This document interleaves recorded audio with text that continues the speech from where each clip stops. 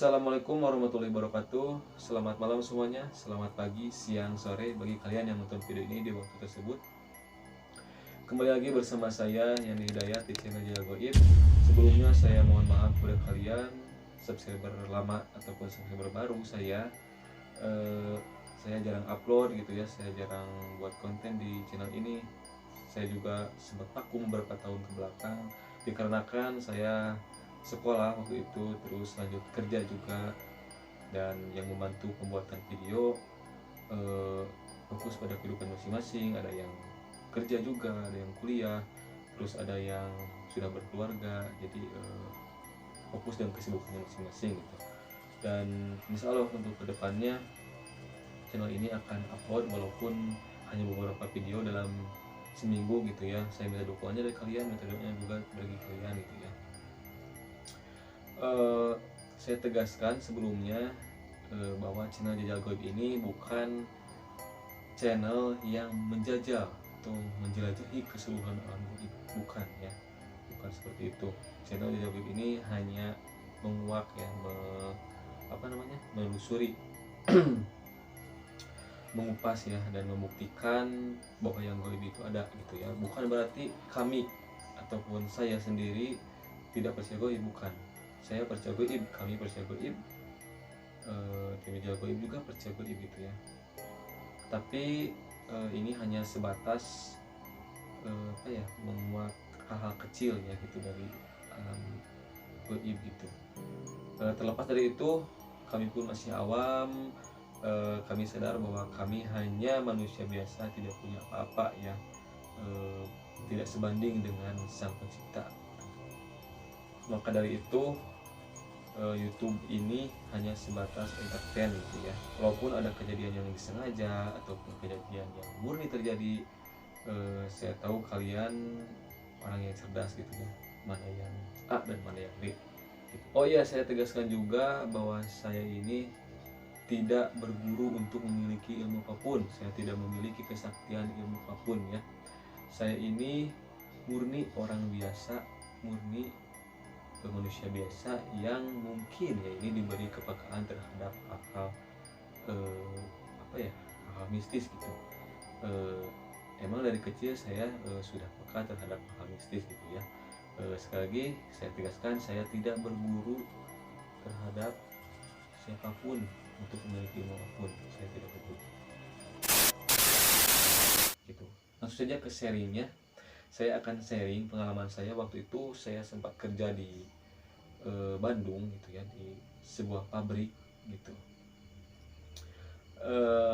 Jadi ini pengalamannya menurut saya juga gak percaya, kalian juga mau percaya ataupun gak percaya terserah gitu. Ini adalah pengalaman pribadi saya share kepada kalian. Jadi saya itu kerja di sebuah perusahaan ataupun pabrik yang memproduksi jenis pakaian gitu. Nah, waktu itu saya disuruh oleh bos saya atau uwa juga ya, bos saya itu uwa saya gitu, untuk kerja di sana. Nah, kebetulan di sana tidak ada mes kosong gitu, jadi saya harus tidur mau tidak mau di pabrik itu, dan pabrik itu sudah tidak beroperasi selama beberapa tahun gitu. Jadi istilahnya sudah ditinggalkan beberapa tahun, tidak diproduksi. Terus dioperasikan lagi tahun 2020 atau 2019 kalau nggak salah. Nah, saya itu 2020 itu waktu saya lulus dan pertama kerja di sana gitu. Sembari saya mencari pekerjaan yang lain jadinya, tapi saya kerja di sana gitu. Nah, aja ke pembahasannya. Jadi pas hari pertama itu saya nginep gitu, saya tidur di pabrik tersebut. Nah, luas pabrik itu lumayan luas ya, luasnya berapa meter ya, pokoknya luas nih. Terus jarak dari tempat tidur saya ke WC itu sangat jauh sekali ya. Jadi kita harus jalan dulu mau ke WC, itu jaraknya dari mana ke mana gitu ya, pokoknya jauh. Nah, di sana ada tempat duduk khusus bos gitu ya. Kalau bos-bos ke sana ada tempat duduk, kursinya kursi reyok ya, kursi butut gitu.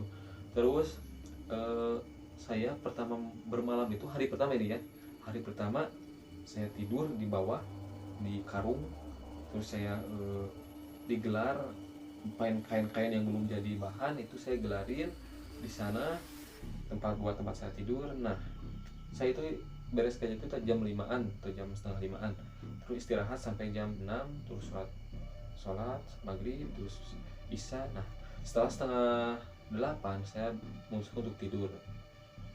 Setelah saya mencoba untuk tidur, maklum ya saya juga manusia, saya ada rasa takut. Selain takut sama yang mistis-mistis, juga saya takut sama orang jahat, terus sama saya takut sama hantu juga. Saya pokoknya pintu pabrik itu saya tutup rapat-rapat. Saya dicek dulu takutnya ada apa ya, tikus ataupun ada ular. Saya cek dulu, terus saya tidur. Nah, setelah jam 8 saya masih belum bisa tidur, jam 9 masih belum bisa tidur. Nah, setelah 10 saya baru bisa tidur, dan alhamdulillah saya ketemu dengan pagi lagi. Senang dong hati saya gitu. Lanjut ke hari kedua. Nah, hari kedua ini saya memutuskan untuk tidur di tempat bos-bos itu ya, tempat duduk gitu, mereka gitu ya, kursi kayak gitu. Saya ini digelarin apa, kardus gitu sih kursinya, karena agar kalau saya sih emang suka gitu tidur di kardus, hangat gitu ya, tinggalin kardus setebal mungkin. Nah, terus saya coba tidur seperti biasa. Saya tidur jam 8 atau jam setengah 8. Saya tidur jam 8 pas hari kedua itu. Saya masih ingat pas saya tidur gitu ya, entah kenapa mata saya ini merem gitu, tapi mata atau arwah saya ataupun apa ya, iya arwah gitu ya, mata saya itu melek gitu, tiba-tiba melek aja, terus kayak ada yang narik gitu, ada yang narik ke atas, ada yang narik. Saya pun diikuti aja, narik dia tarik, ikutin, susah banget mau ke atas. Nah, pas saya sadar, saya lihat ke bawah, lah kok ada tubuh saya gitu. Saya putuskan di arwah saya ini, saya untuk kembali lagi ke badan saya gitu. Saya berusaha untuk ke badan saya, dan akhirnya saya tersadar. Saya istighfar di sana, saya bacaan gitu. Kaget itu ya, kaget itu bukan pengalaman pertama sih. Saya pernah juga waktu di kampung saya mengalami hal seperti itu, tapi itu yang paling parah itu gitu, sampai hampir keluar itu ya, setengah badan saya lihat-lihat di sekeliling dan lihat tubuh saya tergeletak gitu. Setelah pagi saya ambil tertidur juga ya di hari kedua, terus saya lanjut ke pagi. Nah, di pagi hari ini mohon maaf ya jika bicara saya berbelit-belit, karena saya belum pasti juga berbahasa Indonesia yang benar gitu. Terus saya pagi-paginya saya searching punya apa ini. Oh, ternyata ini adalah sebuah perjalanan astral. Kaget dong saya. Nah, lanjut ke hari ketiga nih, ke malam yang ketiga. Pas hari ketiga saya tidur juga nih jam 8. Nah, lagi-lagi saya dikagetkan dengan hal yang sama pada hari kedua gitu. Namun sebelumnya saya tidak nginep nih, pas malam Jumat saya tidak nginep di pabrik itu, saya nginep di rumah mama saya. Saya nginep di rumah mama saya. Pas hari Jumat malam saya nginep lagi di pabrik. Nah, ini yang malam ketiga ini, yang pas hari Jumat itu, hal tersebut terjadi lagi pada saya. Bahkan yang paling parah adalah yang ini gitu. Saya sampai hampir seluruh badan saya ini mau keluar gitu, yang kalau bisa dibilang ini arwahnya gitu ya. Saya lihat-lihat ke sekeliling, dan benar gitu, saya bisa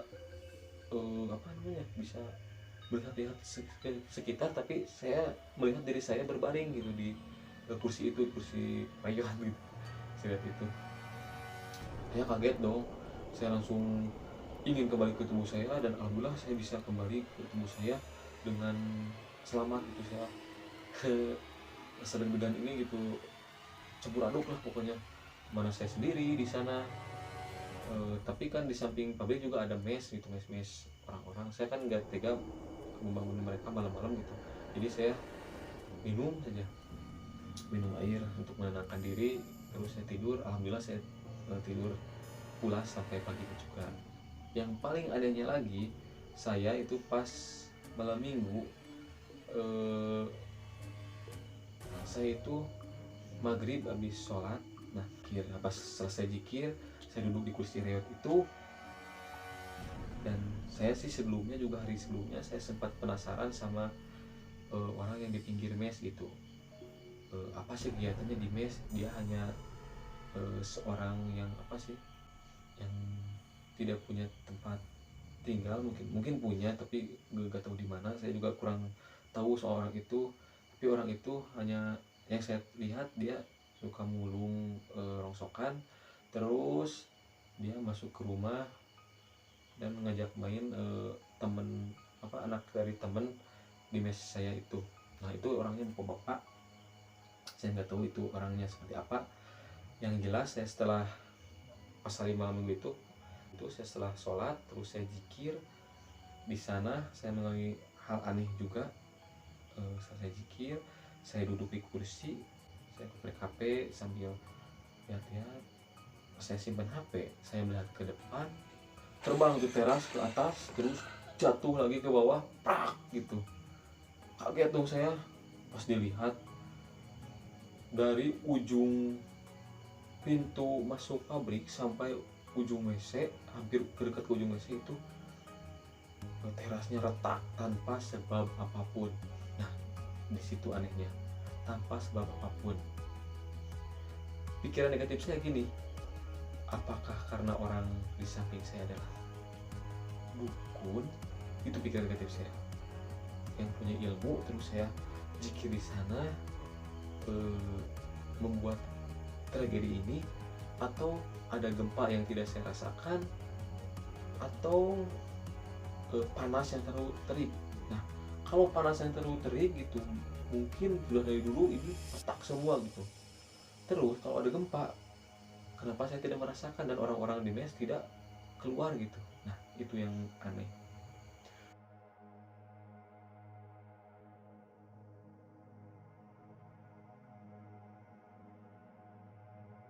Oke, mungkin untuk